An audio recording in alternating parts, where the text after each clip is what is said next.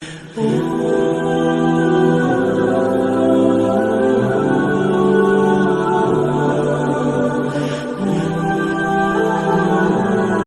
হয়তো এই হাদিস জানে না, আল্লাহ পাক ওদের কানের মধ্যে আমার এই হাদিসটা যেন পৌঁছে দেন, আমিন।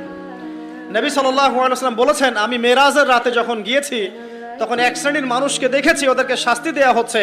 কি শাস্তি? জাহান্নামীদের রক্ত এবং পুঁজ ওদেরকে খেতে দেয়া হচ্ছে।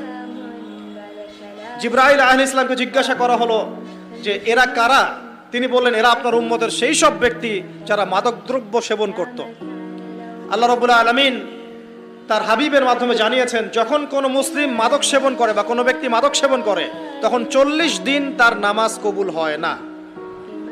এরপর যদি সে তওবা করে তাহলে আল্লাহ পাক তার তওবা কবুল করবেন ইনশাআল্লাহ।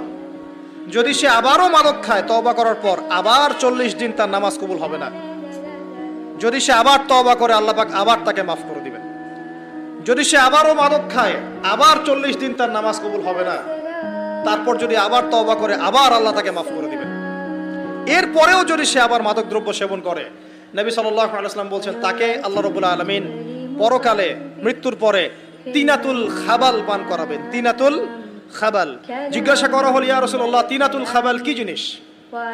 নবী সাল্লাল্লাহু আলাইহি ওয়াসাল্লাম উত্তর দিচ্ছেন, এটা হচ্ছে জাহান্নামীদের রক্ত, মাংস, এগুলো পুড়ে পচে যে রসটা বের হবে, এটা হচ্ছে তিনাতুল খাবাল।